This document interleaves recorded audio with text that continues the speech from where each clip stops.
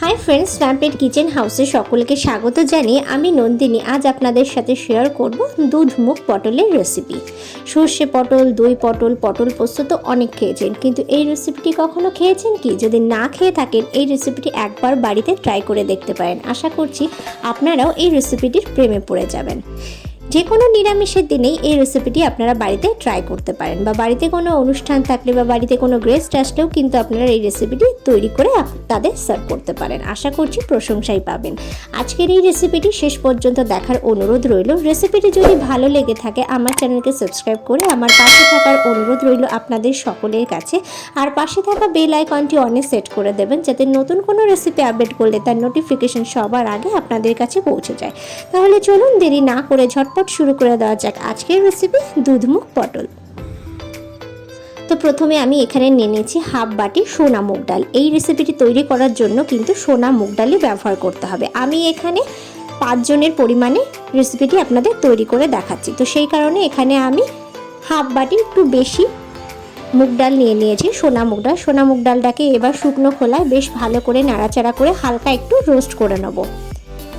আর এই রেসিপিটি একটু গা মাখা মাখা হবে, তাই পরিমাণ বুঝেই ডালটা ব্যবহার করবেন। আপনারা যতজনের জন্য রেসিপিটি তৈরি করবেন সেই অনুসারেই কিন্তু ডালের পরিমাণ বাড়বে অথবা কমবে, তো ডালের পরিমাণটা অবশ্যই বুঝে ব্যবহার করবেন। তো দেখুন ডালটা কিন্তু বেশ ভালোভাবে ভেজে না হয়ে গেছে। এবার আমি একটা পাত্রে ঢেলে নিয়েছি, এটাকে বেশ ভালোভাবে ধুয়ে আধা সেদ্ধ করে নেবো প্রেসার কুকারে।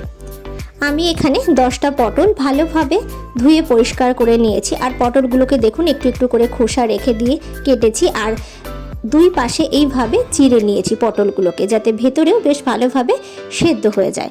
পটলগুলো আমি গোটা রেখেছি, আপনারা চাইলে কেটে পিস করেও কিন্তু ব্যবহার করতে পারেন অথবা হাফ করেও কিন্তু পটল ব্যবহার করতে পারেন। আমি এখানে গোটাই পটলটাকে ব্যবহার করেছি। এর মধ্যে দিয়ে দিচ্ছি লবণ আর পরিমাণ মতো হলুদ। লবণ আর হলুদ দিয়ে পটলগুলোকে বেশ ভালো করে মেখে নিচ্ছি। আমি এখানে 5 জনের জন্য 10টা পটল ব্যবহার করেছি। যেমন ডালের পরিমাণ কমবে বাড়বে, ঠিক সেরকম পটলের পরিমাণও কমবে বাড়বে, আপনারা যতজনের জন্য রান্না করেছেন সেই হিসেবে। তো বেশ ভালো করে আমি পটলগুলোকে লবণ হলুদ মাখিয়ে নিয়েছি। এবার কড়াইয়ের মধ্যে আমি দিয়ে দিচ্ছি সর্ষের তেল। রান্নাটা কিন্তু আমি সর্ষের তেলেই করব। অল্প পরিমাণে সর্ষের তেল দিয়ে দিলাম। তেলটা বেশ ভালোভাবে গরম হয়ে গেলে পটলগুলোকে আমি তেলের মধ্যে দিয়ে দিচ্ছি। তেলটা বেশ ভালোভাবে হয়ে গেলেই কিন্তু পটলগুলোকে ছাড়তে হবে।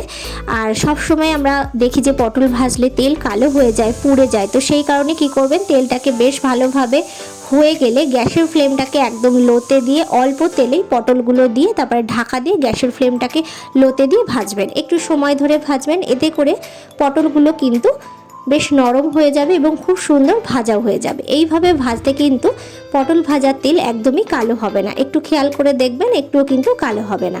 তো এবার আমি পটলগুলোকে উল্টে দিচ্ছি, কারণ এক পাশ হয়ে গেছে। উল্টে দিয়ে আবারও ঢাকা দিয়ে ওই পিঠটা হতে দেব।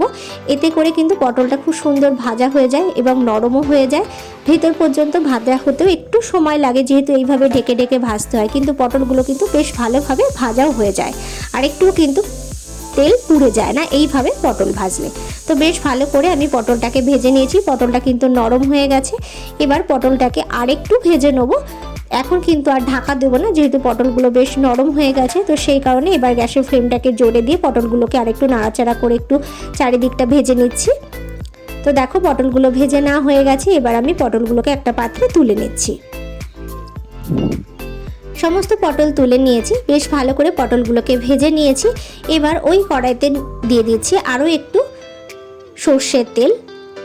এই রান্নাটা করতে কিন্তু বেশি মশলা একদমই প্রয়োজন হয় না। আর দিচ্ছি সামান্য একটু ঘি। ঠিকঠাক পরিমাণ মশলা ব্যবহার করলে কিন্তু এই রেসিপিটি এতটাই টেস্টি হয় যে এক থালা ভাত কিন্তু হামেশাই শেষ হয়ে যাবে এই রেসিপিটি দিয়ে।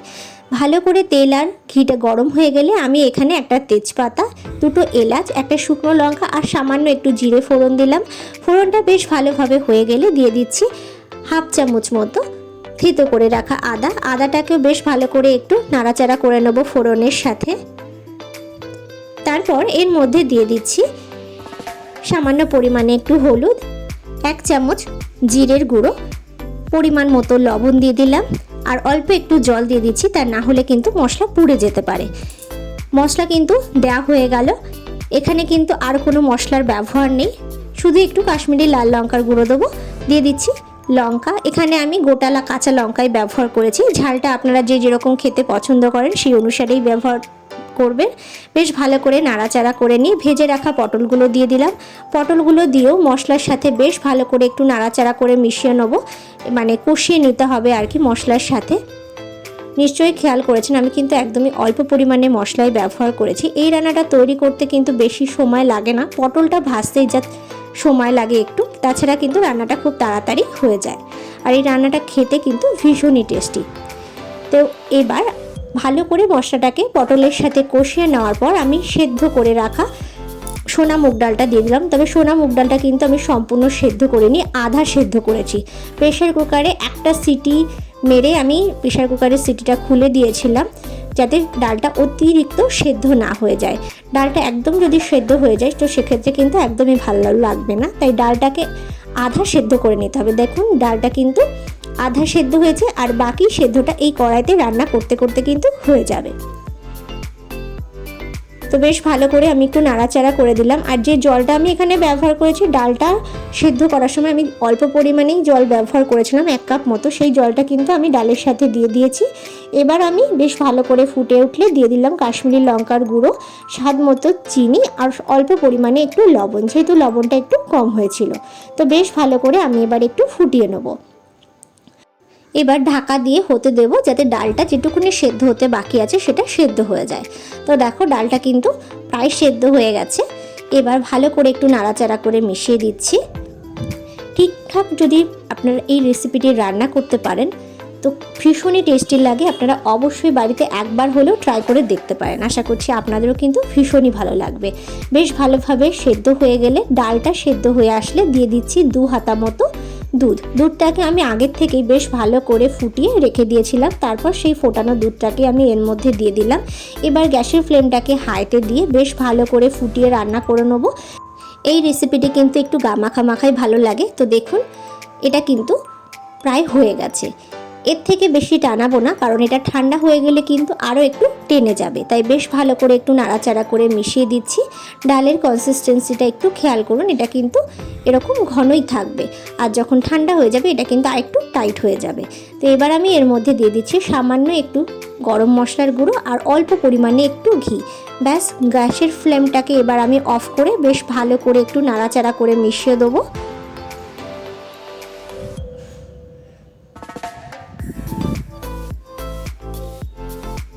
তো দেখো বেশ ভালো করে নাড়াচাড়া করে মিশিয়ে দিয়েছি। এবার আমি ডালটাকে একটু ঠান্ডা হতে দেবো, যাতে গরম ভাবটা ভালোভাবে কেটে যায়। ডালটা সম্পূর্ণভাবে প্রায় ঠান্ডা হয়ে আসলে হালকা গরম গরম ভাব থাকবে, সেই সময় একটা গন্ধরাজ লেবুর 1 ফালি রস আমি এইভাবে ওপর থেকে একটু ছড়িয়ে দিচ্ছি।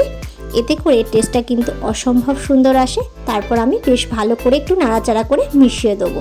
তো দেখো ডালটা কিন্তু ঠিক এরকম শুকনো শুকনো টাইপেরই মাখা হবে, বেশি ঝোলঝোল কিন্তু এই রেসিপিটি একদমই হবে না।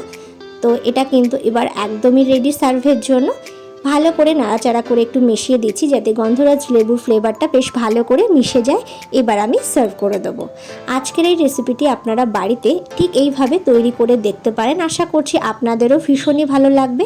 রেসিপিটি বাড়িতে ট্রাই করে আমাকে কমেন্ট করে জানাতে ভুলবেন না যে আজকের রেসিপিটি আপনাদের কেমন লাগলো। রেসিপিটি যদি ভালো লেগে থাকে লাইক করবেন, শেয়ার করবেন। সকলে ভালো থাকুন, সুস্থ থাকুন, এই কামনা নিয়ে এখানেই শেষ করছি।